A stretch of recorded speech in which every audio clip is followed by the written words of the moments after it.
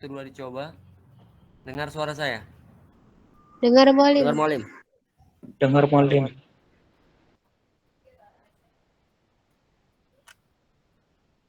Bismillahirrahmanirrahim. Assalamualaikum warahmatullahi wabarakatuh.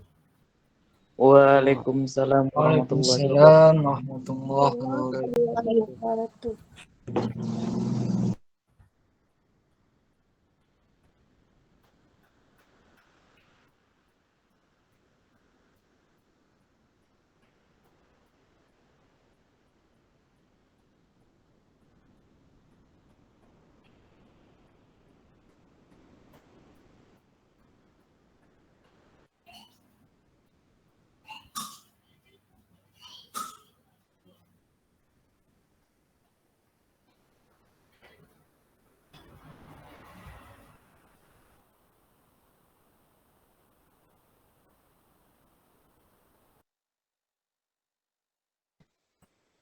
Alhamdulillahirabbil alamin wassalatu wassalamu ala asrofil anbiya'i wal mursalin sayyidina wa maulana Muhammadin wa ala alihi wa sahbihi wa sallim ajma'in.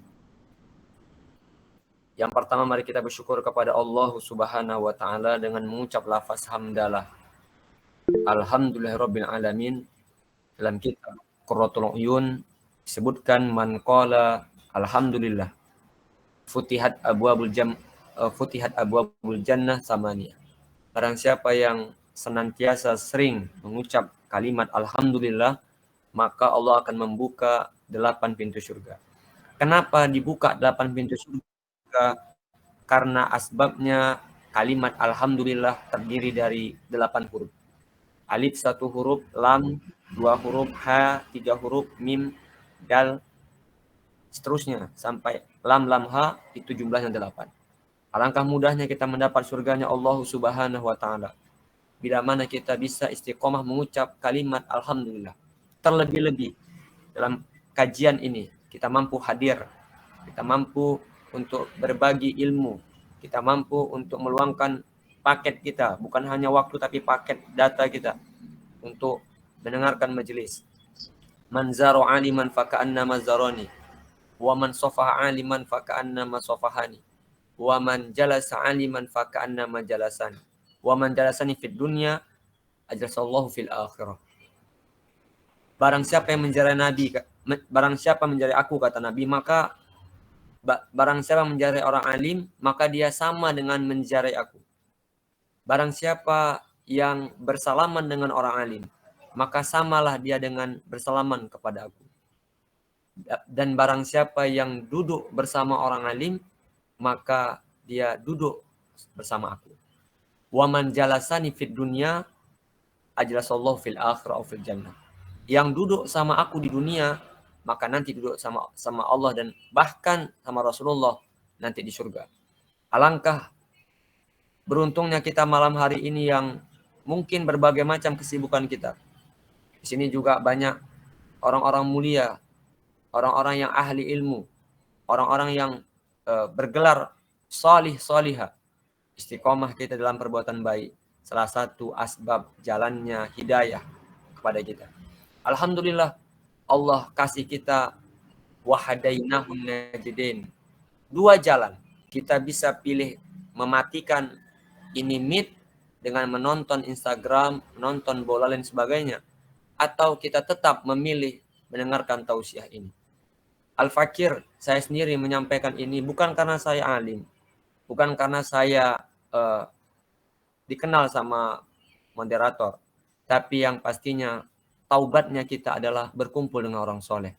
Asbab kita dikatakan orang-orang yang beriman manakala kita berkumpul dengan orang-orang soleh. Mudah-mudahan kita termasuk orang-orang yang dicintai oleh Allah Subhanahu wa taala. Jazaohum inda rabbihim jannatu adnin tajri min tahtihal anhar khalidina fiha abada. Mudah-mudahan Allah kasih kita balasan asbab kita mendengarkan tausiah ini, mendengarkan mau'izatul hasanah ini dengan balasan tidak terkira. Salawat beriringkan salam mari kita hadiahkan kepada Nabi Muhammad sallallahu alaihi wasallam.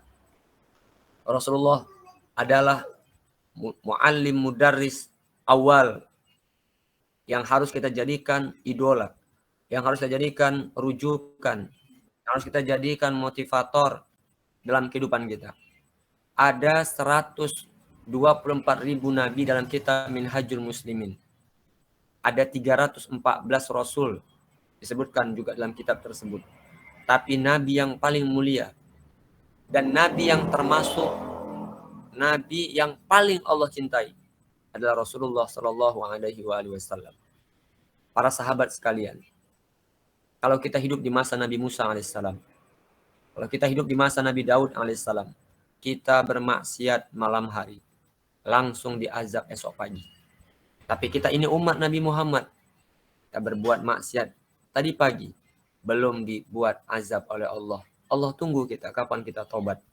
Dan ternyata Allah jadikan kita yang hadir di sini berkumpul untuk sama-sama tobat. Saya melihat antum-antuna sekalian ingin rasanya taubat kepada Allah Subhanahu wa taala. Dan mudah-mudahan juga sahabat-sahabat sekalian, teman-teman sekalian, para hadirin wal hadirat di sini juga sama-sama kita dalam mengkaji ilmu Allah ini niatkannya karena Allah dan untuk taubat berjamaah. Amin Allahumma amin.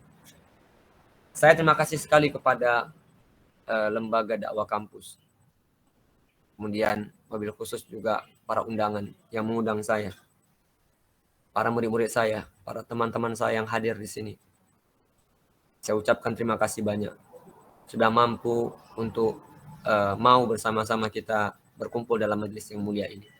Saya harapkan kita semua dalam keadaan sehat, bahagia, fid dunya wal akhirah. Amin Allahumma amin. Temanya tentang bagaimana kita memuliakan guru dan mengambil ibrah dalam setiap kejadian-kejadian dan pengalaman-pengalaman. Sebelumnya saya ingin kasih tahu dulu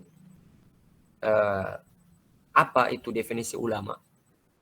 Kitab Tanbihul Ghafilin disebutkan al-ulama umana'ur rusul ala ibadillahi ma lam yukhalitul sultan wa yadkhuluna fid dunya fa idza dakhalu fid dunya faqad khanur rusul fa'taziluhum wahdaruhum. Dikatakan dalam sanad dari Anas bin Malik, Rasulullah bersabda, definisi ulama itu kata Nabi adalah manusia. Ulama umana ur-rusul, yang diamanahkan oleh para rasul.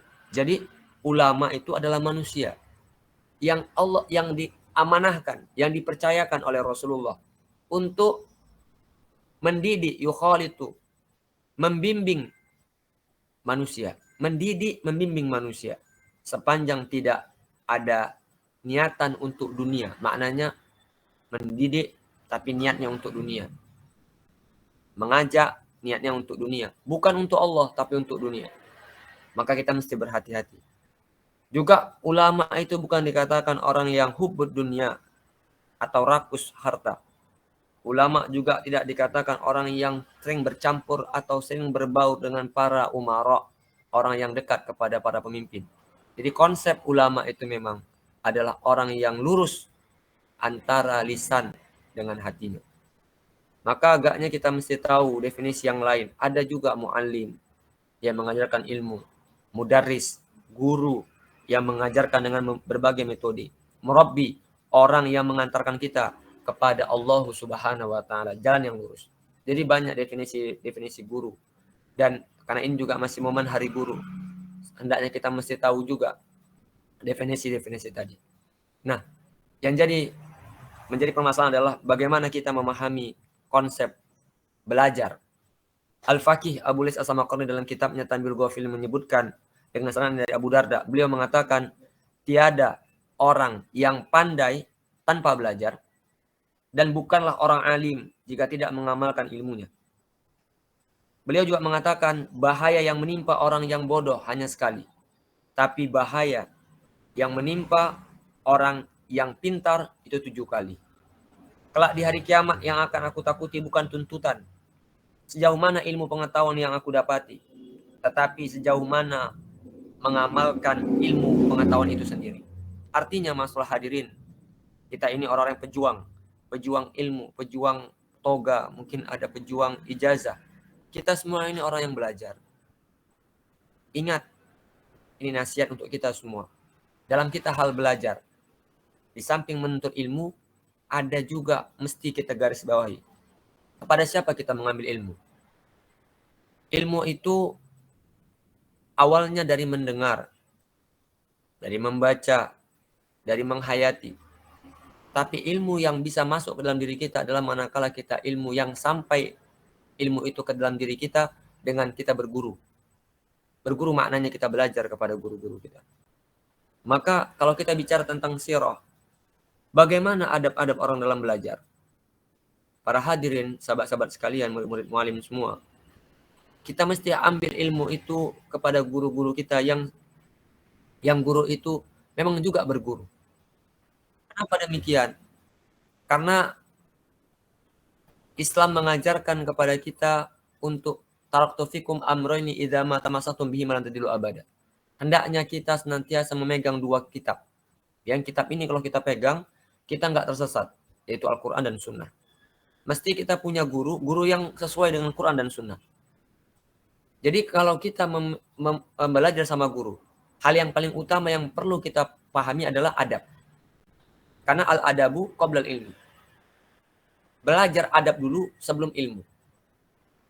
Maka Imam Malik ketika disuruh sama orang tuanya, sama ibunya hendak belajar, ibunya Imam Malik mengatakan, wahai Malik, kalau ingin engkau belajar kepada gurumu, maka belajarlah adabnya dulu. Jadi adab ini penting. Kita kalau ingin tahu orang itu pintar, bukan dari kata-katanya, tapi bagaimana adabnya. Adabnya dalam bicara, adabnya dalam menyampaikan, adabnya dalam bertanya, lain sebagainya. Jadi adab ini di atas ilmu. Maka kalau ditanya, mana lebih utama dalam proses belajar ini? Mendengarkan ilmu atau sholat dulu? Maka kalau dua-dua dalam hal yang bersamaan, para hadirin wal hadirat sekalian, dalam hal bersamaan, maka hendaknya kita belajar dulu.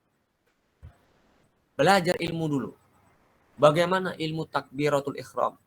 Bagaimana ilmu untuk kita khusyuk? Bagaimana ilmu untuk kita bisa sholat yang sesuai dengan sunnah Nabi? Dan ini perlu guru. Ini perlu praktek. Maka dalam momentum hari guru ini, hal yang paling penting adalah bagaimana kita senantiasa memuliakan guru-guru kita. Karena kita mungkin sudah punya pengalaman. Bagaimana ilmu-ilmu kita waktu aliyah dulu. Karena asbab kita nggak dekat sama guru kita. Karena asbab kita mungkin zolim sama guru kita. Ilmu yang ada sama guru-guru yang udah kita pelajari hilang begitu saja ketika kita sampai kepada bangku perkuliahan. Apa sebab? Boleh jadi adab kita kepada guru kurang baik. Boleh jadi cara kita mungkin berhadapan dengan guru kurang baik. Maka para hadirin, wabil khusus di sini semuanya, baik yang sekolah maupun tidak sekolah, yang sudah kuliah maupun kerja, tetap kita belajar. Utlubul ilma minal mahdi ilal lahdi. Tuntulah ilmu dari buaya sampai ke yang lahat. Nabi Isa juga pernah berpesan, orang yang dikenal besar namanya di alam atas, maksudnya para malaikat, adalah orang alim yang mengamalkan serta mengajarkan ilmunya. Ada ungkapan dari ulama-ulama.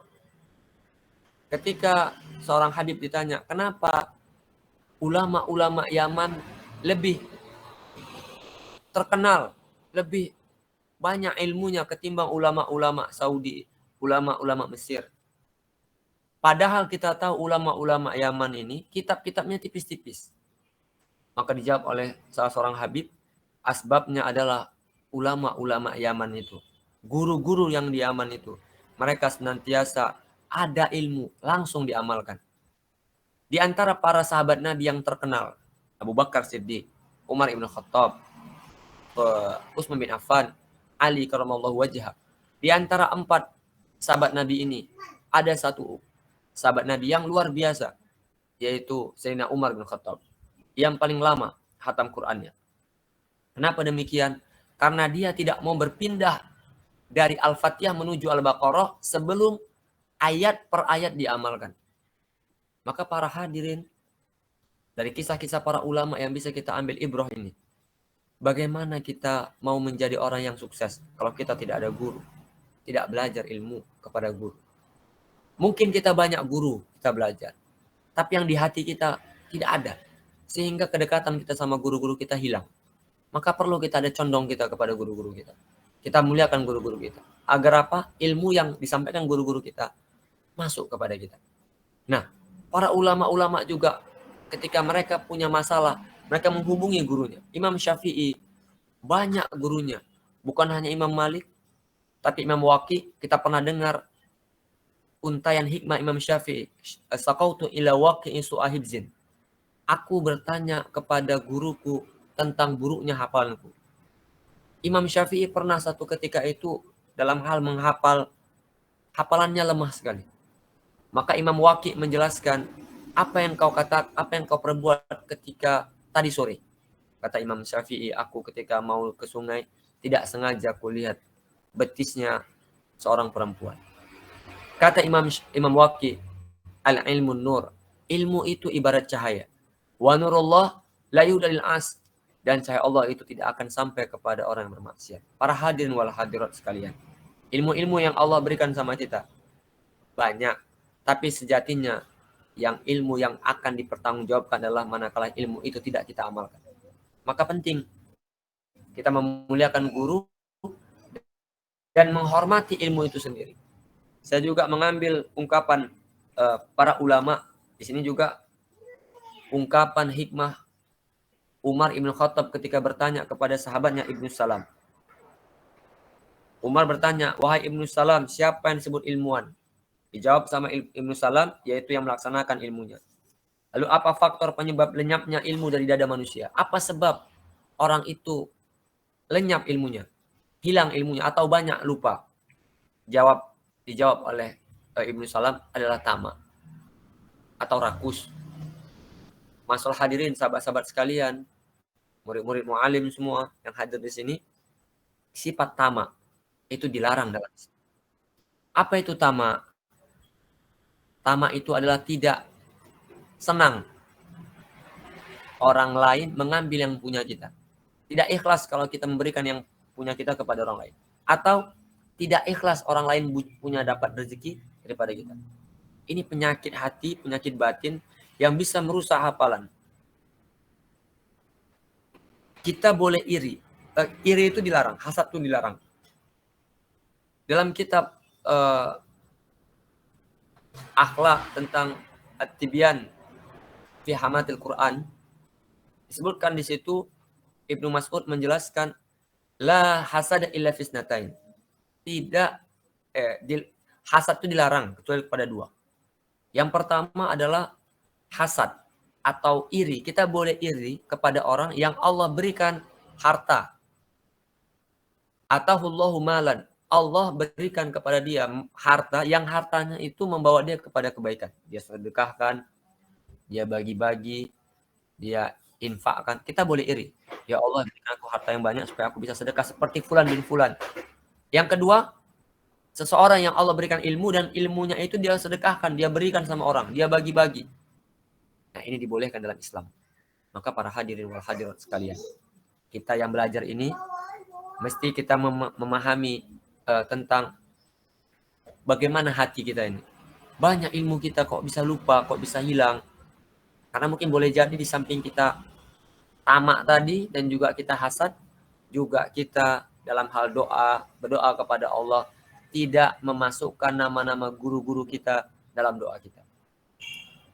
Para ulama juga menyebutkan dalam berbagai kitab, aku lebih mendoakan guruku ketimbang orang tuaku. Walaupun ini kita berbeda pendapat, tidak masalah. Walaupun aku cinta kali sama orang tuaku.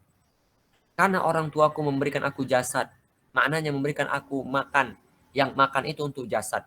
Sedangkan guruku memberikan aku ruh, ilmu. Yang itu untuk ruh. Yang ruh itu nggak bakal mati. Maka agaknya di sini kita mesti memahami wa walidu wa mawalad.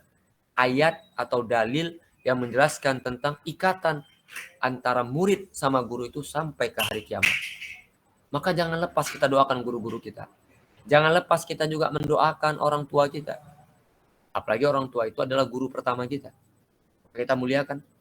Maka para hadirin, kalau kita ingin barokah dunia dan akhirat, hendaklah kita memuliakan guru-guru kita. Ambil hikmah. Huzil hikmah walau min ayyi wi'ain kharajat. Ambillah hikmah walaupun dari mulut siapa saja. Siapapun itu guru kita. Jangan kita banding-bandingkan, kita beda-bedakan. Semuanya sama di mata kita. Tapi bila mana di antara kita ada kebencian kepada guru-guru kita, ada ketidaksukaan kepada guru-guru kita, cepat-cepatlah kita minta maaf, minta ampun kepada Allah, dan minta ridhonya guru-guru kita. Supaya apa? Barokah ilmu kita. Berapa banyak orang yang sukses asbab doa-doa dari guru-gurunya. Berapa banyak orang yang gagal karena zolim kepada orang tuanya, bahkan guru-gurunya. Ini saja mungkin kalam hikmah yang bisa saya sampaikan pada malam hari ini. Mudah-mudahan kita bisa dialog, diskusi panjang di sini. Dan mohon maaf saya kalau mungkin yang saya sampaikan terlalu tergesa-gesa atau cepat-cepat. Afwan kepada sahabat-sahabat sekalian, kepada para tuan-tuan guru yang hadir di sini, kepada murid-murid mualim semua. Wallahu a'lam bishawab. Saya persilakan kepada Al-Mukarram Rizky Al-Majid. Falyatafaddal mashkur. Syukran jazakallah khair kepada mu'alim yang telah memberikan begitu banyak nasihat-nasihatnya, begitu banyak ilmu beliau yang telah diberikan kepada kita. Mudah-mudahan dapatlah nanti apa yang disampaikan oleh mu'alim dapat kita amalkan dalam kehidupan kita sehari-hari. Mungkin kepada ikhwah fillah sekalian, apabila ada yang ingin ditanyakan kepada mu'alim, bisa kita diskusikan di forum ini. Yang mau bertanya, dipersilahkan. Izin bertanya, moderator.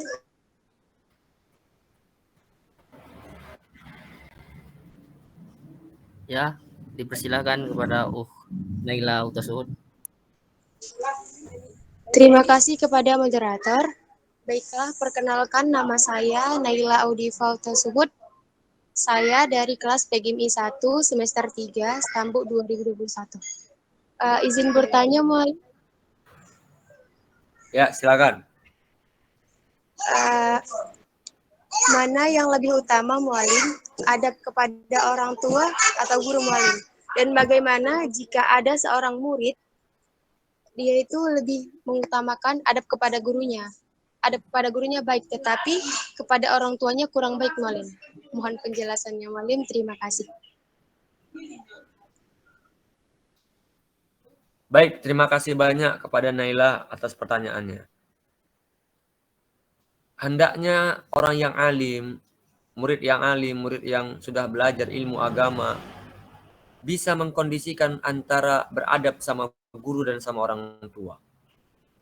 Maksudnya adalah kita dalam kondisi di rumah, ilmu yang kita dapat dari sekolah, dari kuliah, harusnya bisa mengantarkan kita beradab, berakhlak ketika kita di rumah. Bukankah guru-guru kita tidak pernah mengajarkan kepada kita yang buruk-buruk, yang batil, yang dilarang? Congkaknya mungkin kita kadang-kadang dalam hal keilmuan, berapa banyak anak-anak yang dikasih Allah kelebihan ilmu, kelebihan wawasan. Dia pulang dari rumah, dia pulang dari pengajian, dia lihat orang tuanya nggak sholat, ibunya nggak berhijab, ayahnya nggak dalam kondisi yang nggak berbuat baik, langsung dia katakan, ya Allah, orang tua macam apa ini? Waliyazubillah. Dilarang melaknat orang tua dan tidak ada dalil yang menjelaskan untuk melaknat orang tua. Justru Allah katakan wa qada rabbuka alla ta'budu illa iyyahu wa bil walidaini ihsana. Dan kata Nabi huma jannatuka wa naruka. Jadi siapa yang kita utamakan tergantung kondisinya. Kalau kita di rumah maka orang tua yang lebih utama. Kalau kita di kampus atau di sekolah, ya guru kita utamakan. Karena orang tua adalah yang memberikan makan dan guru memberikan ilmu. Sama-sama untuk kebutuhan ruh dan jasad kita. Jadi kalau diutamakan mana yang utama, ya agaknya lebih kita utamakan adalah guru kita. Kenapa? Karena kita bisa tahu beradab kepada orang tua, asbab guru-guru kita. Jadi bukan berarti di sini kita lebihkan orang guru daripada orang tua dalam artian kita menganggap orang tua nggak benar. Bukan. Tetap kita lebih. Tandanya orang itu berakhlak sama orang tuanya pasti karena asbab pelajaran dari guru-gurunya. Jadi kita wajib doakan orang tua, sayang sama orang tua. Tapi kita harus sadar kita dapat ilmu itu semua dari guru-guru kita. Makanya nggak salah kalau kita mendoakan guru-guru kita, mendoakan orang tua kita. Samalah harusnya antara porsi kita baik sama orang tua kita dengan guru kita. Wallahu a'lam. Saya pikir ini, Naila. Terima kasih, Alim. Sehat, Alim. Alhamdulillah, sehat.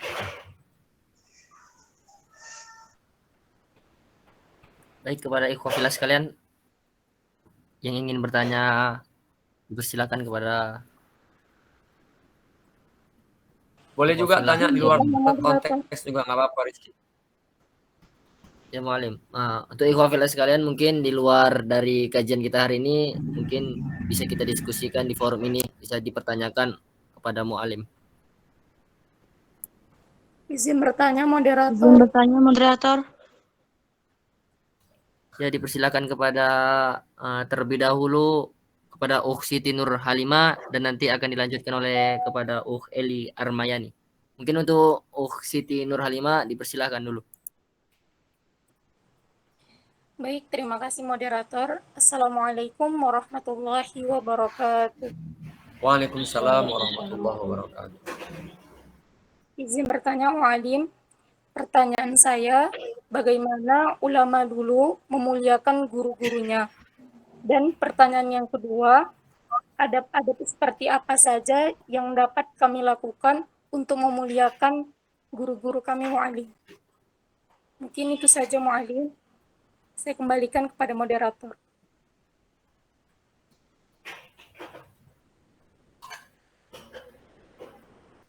Baik, izin langsung menjawab ya, Akhina Rizky. Ya, Mu'alim. Bagaimana ulama-ulama dulu beradab sama gurunya? Kita harus kaji dalam kitab Ta'lim Muta'allim.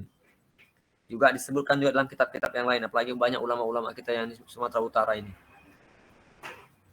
Dulu ulama-ulama itu nggak banyak kasih ilmu kepada muridnya. Tidak banyak memberikan ilmu kepada muridnya, tapi yang banyak diajarkan sama guru-gurunya bagaimana beradab, berkhidmat kepada guru-gurunya. Sebagai contoh, seorang murid dia datangi rumah gurunya, kemudian pengen belajar sama gurunya, kata gurunya tadi itu, kamu belajar sama saya? Iya guru. Saya dengar saya dari jauh ini. Ya udah, ambil sapu, coba sapu halaman.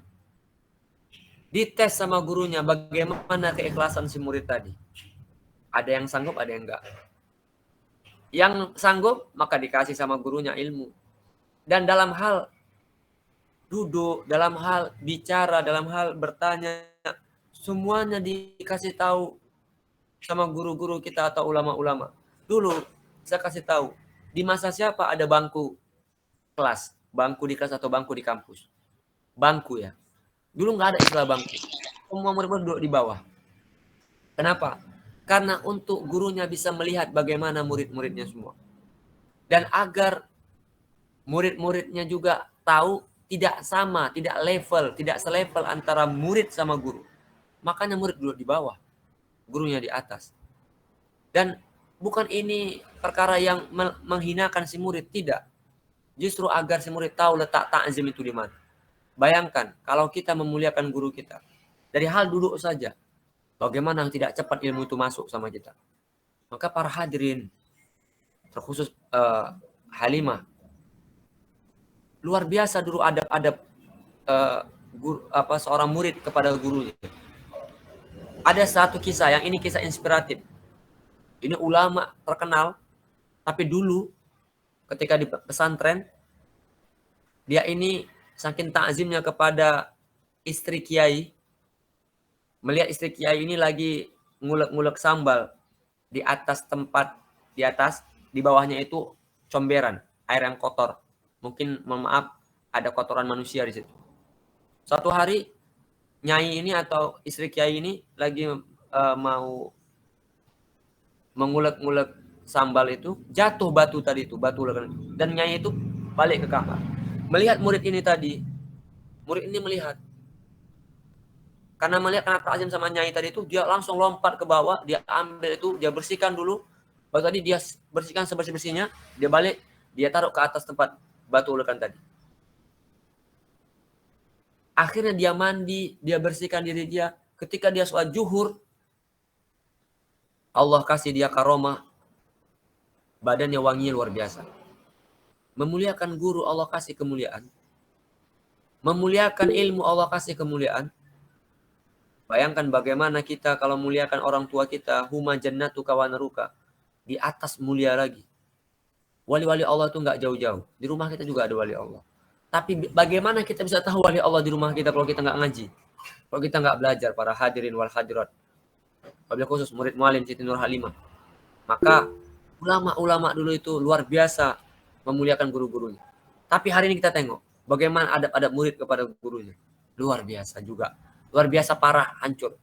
Makanya ilmu itu ketika disampaikan oleh guru, ilmu itu nyangkut dalam kelas semuanya. Nggak terbawa oleh batin kita.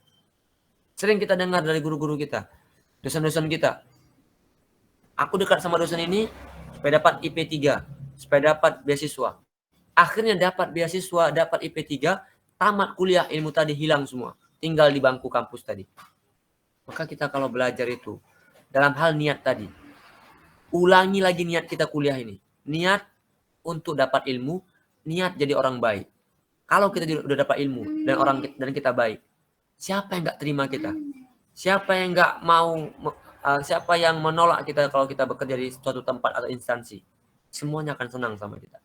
Maka mulai dari memuliakan ilmu tadi. Saya pikir ini tadi. Ada yang kedua tadi apa? Mulai lupa tadi, Halimah. Yang kedua apa tadi? Pertanyaan yang kedua tadi, Mu'alim, adab-adab seperti apa saja yang dapat kami lakukan untuk bisa memuliakan guru-guru kami, Mu'alim?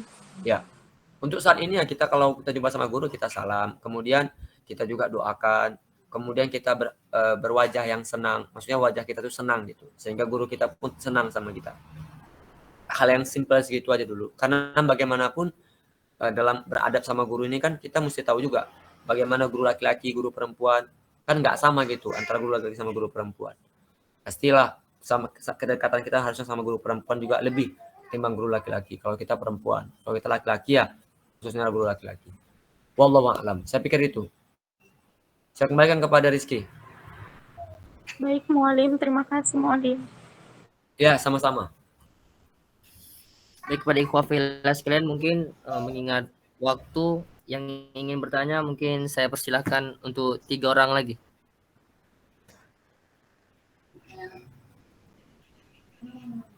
Saya. Izin moderator. Moderator. Aida moderator. Ya mungkin tadi Eli Armayani dipersilakan. Izin bertanya kepada Mu'alim. Jadi di sini pertanyaan saya, Mu'alim, bagaimana tanggapan Mu'alim terhadap guru yang perlakuannya itu zolim, Mu'alim? Dan apakah sebagai murid kita itu harus hormat atau gimana ya, Mu'alim? Karena kan zaman sekarang ada dia hanya memerintah tetapi tidak mengerjakan kayak gitu, Mu'alim. Ya. Kurang lebih begitu, Mu'alim. Baik. Sebelumnya. Terima kasih banyak. Izin saya menjawab pertanyaan dari saudari Eli. Bagaimana menghadapi guru yang zalim? Memang dalam hidup ini ya ada baik, fa'alhamaha fujurha wa taqwaha. Setiap kita ini Allah kasih fujur, Allah kasih takwa. Ada baik, ada buruk. Nah, juga dengan guru, nggak semua guru itu yang baik. Saya kasih tahu, banyak guru-guru yang memang punya agak tingkah yang aneh-aneh. Kalau kita mau kaji ulama-ulama, setingkah ulama-ulama mukhtabar, ulama-ulama yang terkenal itu pun juga punya kekurangan-kekurangan. Sebagai contoh, saya kasih tahu. Hasbi As-Siddiqi itu pakar ilmu hadis. Nggak sholat Jumat. Ini bukan aib. Dia memang di bidang dia. Profesor Dr. Quraisy Shihab mengatakan jilbab nggak wajib. Kemudian ada satu lagi, Kiai Sanusi, ulama yang 12 kitabnya. Mungkin nggak terkenal sama kita. 9 istrinya. Mungkin bagi di antara yang lain, mungkin bagi murid-muridnya, ini ya mungkin adabnya kurang, ini guru atau sebagainya. Tugas kita menghadapi guru, kita jaga adab kita. Kalau saya punya guru seperti itu, saya buta, saya tutup mata saya untuk melihat aib guru saya. Apa sebabnya? Karena bagaimanapun dia itu orang tua saya. Ketika dia zolim sama saya, ketika dia mungkin tidak adil sama saya, mungkin murid itu kadang-kadang ada guru yang tidak adil sama muridnya, dan sebagainya. Saya terima saja. Kenapa? Karena memang bagaimana dengan orang tua kita sendiri? Kita punya ayah punya anak 4, apakah ayah adil sama anak-anaknya? Punya ibu, apakah adil ibu sama anak-anaknya? Tapi nggak ada dalil mengatakan buat zolim sama orang tua. Juga dengan guru. Kita ketika dizolimi oleh siapapun itu, kita jangan balas. Kata Sayyidina Isa, kata Nabi Isa alaihissalam, ada 3 karakter penghuni surga. Dan ini paling berat. Yang pertama, berbuat baik kepada orang yang nggak baik sama kita. Yang kedua, menolong sama orang yang nggak pernah tolong kita. Menyambung satu rahim sama orang yang memutuskan hubungan sama kita. Kalau kita punya guru yang zolim sama kita doakan guru kita, kita sayang sama dia. Terbalik itu semua. Dan kita bakal jadi orang tua dan bakal jadi guru untuk anak-anak kita, untuk keluarga kita. Maka kita jadilah guru yang baik. Kun aliman, jadilah kamu orang alim. Kalau tidak mampu, wakun muta'aliman, jadilah orang yang mendengarkan ilmu, belajar. Kalau nggak mampu, wakun sami'an, jadilah orang yang mendengarkan ilmu. Kalau nggak mampu juga, wakun muhibban, cintailah ilmu dan orang-orang alim. Wala takun khamisan, jangan jadi yang kelima. Apa itu? Pembenci. Jadi kalau ada guru-guru kita yang mungkin kurang baik akhlaknya, saya yakin dan percaya banyak guru-guru kita yang paling baik akhlaknya. Ambil hikmah dari setiap ungkapan dari guru-guru kita. Kalau dia nggak baik, kita ambil yang baik. Kalau dia baik, kita jadikan pelajaran, jadikan hikmah. Jadi, ukhti, tidak ada yang sempurna di dunia ini, ukhti. Semua guru itu pasti punya cacat, karena dia manusia. Dan kita nggak bisa selamat dari mulut manusia. Allah saja dan para nabi difitnah, apalagi manusia. Jadi ini masukan untuk kita semua. Kalau ada guru yang zolim, pastinya lah Allah juga kasih dia azab. Kalau guru itu alim, Allah kasih dia kemuliaan. Jadi jangan pikir ketika guru itu zolim sama kita, kita lepas. Ketika Umar didatangi oleh seorang bapak tua mengadu tentang anaknya yang mukul dia. Kata Umar, panggil anaknya. Anak muda, kenapa engkau pukul ayahmu? Dijawab sama anak tadi. Wahai Amirul Mukminin, saya ini dibuat nama saya ini oleh ayah saya bukan nama yang baik, nama binatang. Saya nggak diajarkan ilmu agama. Saya dikasih ibu, maksudnya nikah bapak saya sama mama saya dengan mama yang majusi. Dia nggak kasih saya ilmu apa-apa kecuali bagaimana mukul lembu. Apa kata Sayyidina Umar? Wahai bapak tua, engkau sudah durhaka sama anakmu sebelum anakmu durhaka kepada engkau. Bukankah apa yang kita buat akan balik sama kita? Jadi ini masukan untuk kita semua, ini iktibar. Hai calon-calon suami dan istri, insya Allah kita akan menikah. Maka hati-hati kita kepada ibu bapak kita. Kalau mau baik, kita baiklah sama orang tua kita. Kalau kita mau dihormati, lihatkanlah guru-guru kita. Sayanglah sama guru-guru kita. Wallahu a'lam. Saya pikir gini. Rizky. Baik, mungkin Terima untuk kasih, Mualim. pertanyaan Sama-sama. terakhir tadi. Eli. Mungkin untuk pertanyaan terakhir tadi dari Aida, dipersilakan. Terima kasih moderator. Assalamualaikum warahmatullahi wabarakatuh. Waalaikumsalam warahmatullahi wabarakatuh. Perkenalkan, saya Aida Nasution dari BKPI 1 Stambuk 2020. Izin bertanya, Mualim, tapi pertanyaan ini luar dari topik pembahasan kita malam hari ini. Oh iya, Pertanyaan saya itu gini, Mualim. Kan kita ini udah memaafkan dia gitu. Tetapi dia tidak memaafkan kita gitu. Karena kenapa bisa kita tahu? Kan kita tahu mana orang yang tidak membenci kita gitu. Jadi dia melihat kita itu ya nggak suka lah gitu, benci lah gitu. Padahal kan kita udah memaafkan dia gitu kan. Tapi kenapa sih dia nggak memaafkan kita gitu? Padahal kan juga udah minta maaf juga gitu. Jadi menurut mualim saya itu harus bagaimana gitu? Karena setiap harinya itu nampak gitu aja dia terpampang gitu. Jadi berhadapan gitu. Maksud saya itu yang berlalu biarlah berlalu gitu. Lagian itu kan hanya kesalahpahaman gitu kan. Jadi maksudnya yang bagus-bagus aja gitu. Ngapain lo harus berkelanjutan sampai berbulan-bulan bahkan bertahun-tahun gitu mualim. Terima kasih. Baik, inilah nggak enaknya kalau terlalu berharap sama manusia. Sibabun muslim fusuk wa qitaluhu kufrun, kata Nabi. Caci maki orang Islam itu fasik, membunuhnya kafir. Dalam Islam, bolehkah kita bertengkar? Boleh, tapi nggak boleh lebih dari 3 hari. Ini maksudnya apa? Menunjukkan innamal mu'minuna ikhwatun fa'aslihu baina akhwaikum wattaqullaha la'allakum turhamun. Sesungguhnya orang mukmin itu bersaudara. Jadi gini, kita buat baik sama kawan kita. Kemudian kita buat jahat sama dia dan bertengkarlah. Dan bagaimana caranya? Kita berupaya keras untuk minta maaf dia, minta ridho dia. Dan nggak perlu bilang minta maaf, nggak perlu. Cukup dia senyum sama kita, bercakap sama kita, udah maaf lah. Karena kadang-kadang kalau kita langsung bilang maaf ya, nanti dia teringat masa lalu, hal yang lain dan sebagainya. Jadi ukti, dengar dulu. Ini penting. Dan ini untuk kita semua nih dalam hal berteman. Kenapa bisa muncul pertengkaran? Karena udah dekat. Dan nggak mungkin ini ukti Aida bisa berantem dengan Siti Nur Halimah. Karena nggak dekat. Biasanya kita bertengkar itu karena dekat, sering ketemu, sering akrab, sering curhat, buka aib dan sebagainya. Maka sejatinya dalam hal berteman, apalagi perempuan, saya membaca di berbagai sirah, saya nggak pernah lihat ketika Sayyidah Aisyah atau Sayyidah Fatimah atau Sayyidah Khadijah habis masak pergi cakap sama kawan-kawan. Nggak pernah dengar riwayat itu. Nah, ini menunjukkan bahwasanya sebaik-baik perempuan itu menjaga rahasia. Dalam hal mungkin sekarang ini kita mungkin kurang akrab, maka kita pasti tahu lah teman kita ini mana hobi dia, apa yang dia suka. Kalau udah dapat, kita upayakan untuk akrab sama dia dengan mungkin kasih hadiah atau apa namanya.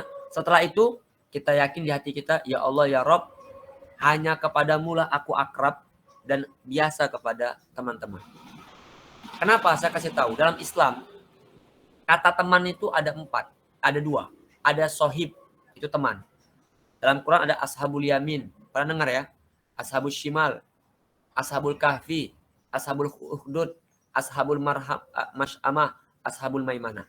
Tapi kata sodik tentunya sahabat. Suduk, ucapannya itu benar, orangnya bisa dipercaya. Sodikul wa'di, tepat janji. Jadi kalau kita berteman, punya teman yang kayak gitu karakternya, ya tugas kita itu berusaha keras untuk minta maaf dia, minta ridho dia.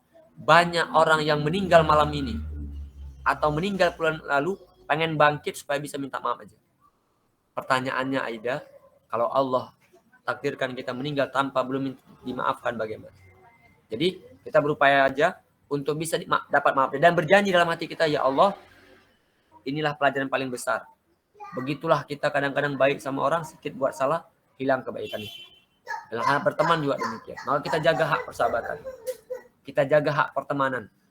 Buat 70 kemungkinan kalau kita berjanji sama sahabat kita. Tiba-tiba sahabat kita batalkan janjinya, buat 70 kemungkinan. Oh iya, mungkin boleh jadi dia lagi sakit orang tuanya. Oh mungkin boleh jadi dia lupa. Oh mungkin boleh jadi dia ada masalah. Buat 70 kemungkinan supaya apa? Kita nggak berseuzon sama dia. Kalau orang zolim sama kita baik sangka. Tapi kalau kita buat salah sama orang, cepat-cepat minta maaf. Saya pikir itu Aida. Jadi caranya adalah bagaimana kita pendekatan approach sama dia lagi dengan cara yang halal, yang baik, dan kalau bisa kita kasih hadiah. Dan tapi setelah itu kita jaga jarak. Dan jangan lagi buka-buka hal yang nggak penting, nggak mesti dibuka. Wallahu a'lam bishawab. Saya pikir ini. Baik, Mualim. Terima kasih, Mualim. Sama-sama. Mungkin jazakallah khair. Kita tutup untuk sesi tanya jawab. Mungkin tadi udah beberapa ada orang yang bertanya dan telah dijawab oleh Mualim. Mungkin kita masuki kepada sesi yang terakhir, yaitu sesi doa untuk mengambil keberkahan kita pada malam hari ini, ditutup dengan pembacaan doa. mungkin oleh langsung kepada mu'alim. Oh, saya doa. Biasa Ya, ada Mu'alim. doa. Enggak. Oke. Lebih berkah mu'alim. Oke, baik. A'udzubillahi minasyaitonirrajim. Bismillahirrahmanirrahim. Alhamdulillahirabbil wassalatu wassalamu ala asrofil anbiya wal mursalin wa ala alihi wa sahbihi wasallim ajma'in. Allahumma faqqihna fid din. Allahumma faqqihna fid din. Allahumma faqqihna fid din wa 'allimna ta'wil.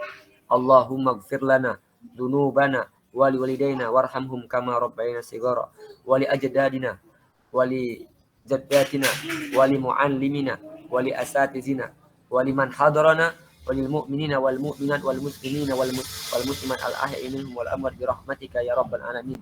Rabbana atina fid dunya hasanah wa fil akhirati hasanatan wa qina azabannar. Walhamdulillahirabbil alamin. Mungkin dengan berakhir doa tadi yang telah dibacakan oleh mu'alim, berakhir pula cara kita kajian kita pada malam hari ini.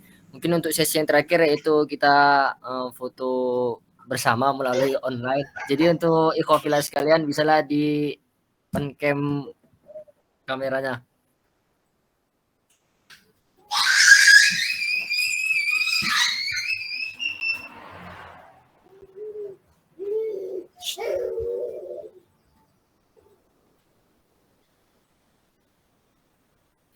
Mungkin untuk saya serahkan untuk sesi foto ini kepada Azizah.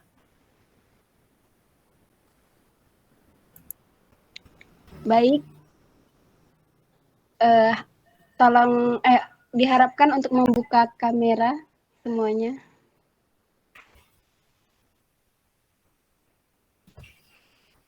Oke, sudah. Titi Ardianti, Didia Trimawarni, Nur Hafani, Fitria Aminah, Naila Halita, Isa Natasha Aulia,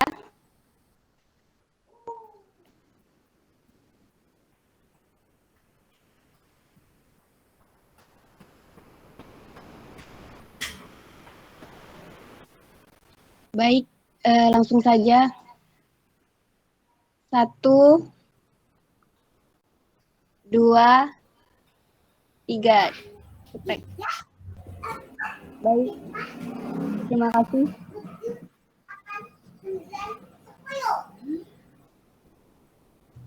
Syukur kepada Azizah yang telah mungkin memandu sesi dokumentasi kita pada hari ini. Mu'alim, syukran ya Mu'alim, jazakallah khair yang telah memberikan begitu banyak sama-sama ilmu kepada kita semua. Mungkin untuk ikhwafillah sekalian, untuk kan itu sudah ada grup kajian, mungkin janganlah keluar karena masih banyak kajian-kajian ke depannya yang bisa kita dengarkan bersama, yang bisa kita ambil ilmu yang sana, banyak manfaat yang bisa kita ambil dalam kajian-kajian ini, terlebih lagi kajian pada malam ini. Mungkin terima kasih kepada 63 orang alhamdulillah yang telah bergabung pada meet kita kajian malam ini. Mudah-mudahan paket kita, waktu kita, semua yang kita luangkan di dalam mendengarkan kajian kita ini diberi Allah amin Allahumma amin yang sebanyak-banyaknya. Amin amin ya rabbal alamin. Mungkin itu saja kajian kita pada malam hari ini. Apabila ada kesalahan dari moderator, mohon maaf kepada Allah dan kepada ikhwafillah sekalian. Ila liqa ma'asalamah billahi taufiq wal hidayah wa ridha wal inayah. Wassalamualaikum warahmatullahi wabarakatuh. Waalaikumsalam warahmatullahi wabarakatuh.